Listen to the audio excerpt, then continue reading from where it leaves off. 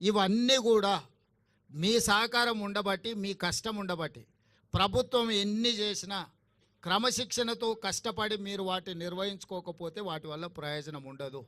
ఇవాళ మా ఆడబిడ్డలు కష్టపడి కుటుంబాన్ని ఒక పక్కన నడిపిస్తూనే, పిల్లలను చదివించుకుంటూనే, ఇంటాయన ఒకవేళ అటు ఇటు దారి తప్పిన కుటుంబం భారాన్ని మోస్తూనే ఈరోజు ఈ వ్యాపారాలన్నీ మా ఆడబిడ్డలు చేస్తున్నారు.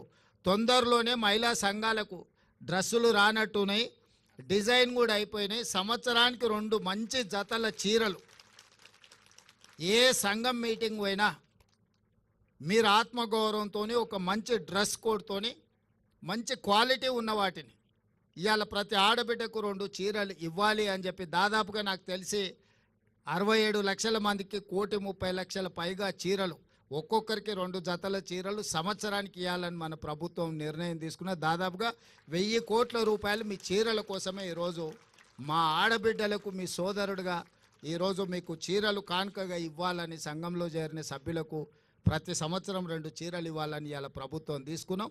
వాటి కూడా చాలా నాణ్యతతోని గతంలో పిట్టలను బెదిరించడానికి పొలాల కాడ కట్టే చీరలు ఇచ్చారు. చీరలు ఇవ్వగానే తీసుకుపోయి మన జొన్నసేన్ కాడనో లేకపోతే మన సద్దసేన్ కాడనో, మన దగ్గర ఎక్కువ కదా పిట్టలు వాళ్ళకు ఉండడానికి అవి తీసుకొని పోయి బెదురు కోసం కట్టేటోళ్ళం. అట్లా కాకుండా ఇవాళ మన సొంత ఆడబిడ్డ పండుగ పూట ఇంటికి వస్తే ఎట్లయితే మనం బట్టలు పెడతాం అంత నాణ్యతతో కూడుకున్న 2 జతల చీరలు సీతక్క నాయకత్వంలో ఈరోజు మీకు ఆ చీరలు కూడా ఇవ్వాలని మన ప్రభుత్వం నిర్ణయం తీసుకున్నది. ఇవన్నీ కూడా మీ ఆశీర్వాదం ఉండబట్టి, మీరు అండగా నిలబడబట్టే ఇన్ని కార్యక్రమాలను మనం చేసుకుంటున్నాము. ఇవన్నీ భవిష్యత్తులో ఇంకో కొనసాగాలి అంటే మీరు సంపూర్ణంగా మద్దతు పలకాలి. ఏ కుటుంబం కూడా ఒకటే రోజు ఒకటే సంవత్సరంలో అన్ని సమస్యలు తీరవు. మనం ఇల్లు కట్టాలన్నా, ఇంటి ముందర అలుక్కోవాలన్నా, పండుగ చేసుకోవాలంటే కూడా ఇల్లు అలకంగానే పండుగ అవుతుందని పెద్దలు అన్నారు కదా. అట్లనే ఒక్కొక్కటి పరిష్కరించుకుంటూ వస్తున్నాం.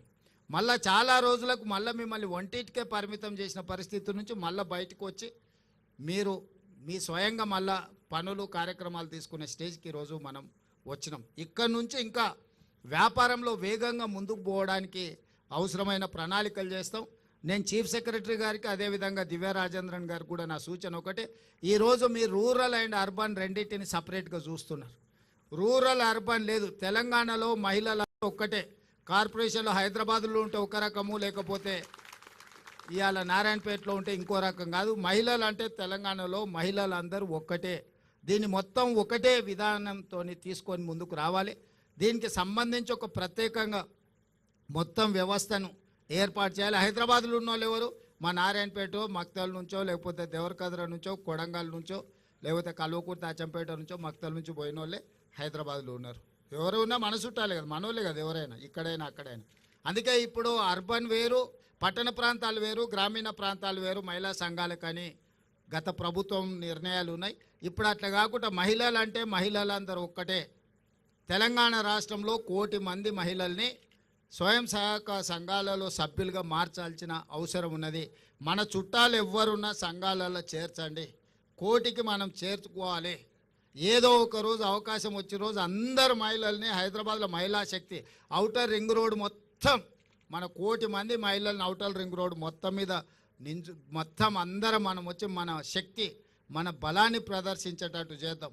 ఆ రోజు అరుణమ్మ గారి సహకారంతో ప్రధానమంత్రిని కూడా పిలుద్దాం. తెలంగాణ మహిళా శక్తిది, మాకు నిధులు ఇవ్వండి.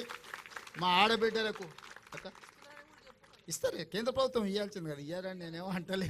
మేము సో కేంద్ర ప్రభుత్వం నుంచి కూడా మనం సహకారం తీసుకుందాం.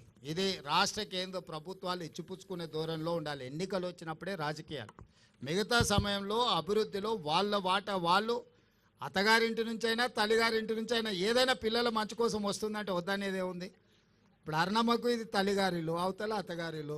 తల్లిగారింటికి ఏం తెచ్చినా అత్తగారింటికి ఏం తెచ్చినా మనం ఏం వద్దనేది లేదు. ఇంకా ఎక్కువ నిధులు తీసుకురావాలి అరుణమ్మ గారు. మనం అవసరమైనప్పుడు మనందరం కలిసి ఒక తాటి మీద నిలబడాలి, మన ప్రాంతాన్ని అభివృద్ధి చేసుకోవాలి. ఎన్నికలు వచ్చినప్పుడు ఎవరు రాజకీయాలు వాళ్ళు చేసుకుంటారు. ఇవాళ 1 కోటి మంది మహిళల్ని కోటీశ్వరులను చేయడమే లక్ష్యంగా, అందులో భాగంగా ఈరోజు ఈ పెట్రోల్ బంకు మనం ఏర్పాటు చేసుకున్నాం. నా సూచన, ఆల్రెడీ మనం జిల్లా మహిళా సమాఖ్యలకు బంగ్లాలు ఇచ్చినట్టున్నాము కట్టుకోవడానికి. అవి వేగంగా 5-5 కోట్లు ఒక్కొక్క జిల్లా మహిళా సంఘ భవనానికి ఇచ్చినాం. ఇవే కాకుండా ప్రతి జిల్లాల మొదటి స్థానంలో సిఎస్ గారు, అన్ని జిల్లాలలో ఒక జిల్లాకు ఒకటి అన్ని పెట్రోల్ బంకులు ఇచ్చి ఏర్పాటు చేయాలి. ఖచ్చితంగా. ప్రభుత్వ భూములను ఎక్కడెక్కడ ఉన్నాయో వేయండి, మంచిగా బాగా వ్యాపారం జరిగే దగ్గర చూసి వాళ్ళకు ప్రభుత్వ భూమి ఇద్దాం. దానికి అవసరమైన పెట్టుబడులు ఆ బీపీఎల్ కానీ ఐఓసి కానీ ఏ కంపెనీలు ఉంటే ఆ పెద్ద కంపెనీలతో మాట్లాడదాం. అరుణమ్మ గారి సహకారం కూడా తీసుకుందాం, ఎందుకంటే కేంద్ర ప్రభుత్వానికి సంబంధించిన సంస్థలు అవి. వాళ్ళ నుంచి కూడా పెట్రోల్ కానీ దీనికి కానీ ఏమేం కావాలనో మొదట జిల్లా స్థాయిలో చేద్దాం. తర్వాత కనీసం ఒక్కొక్క అసెంబ్లీకి ఒక్కటైనా మనం ఈ పెట్రోల్ బంకులు పెట్టించేస్తే ఆ లోకల్ సమైక్యాలకు ఆర్థిక సమస్యలు తీరుతాయి. వాళ్ళ నిర్వహణ కోసం కానీ వాళ్ళ ఇల్లు అంటే వాళ్ళ ఆఫీస్ కానీ వాళ్ళ రెగ్యులర్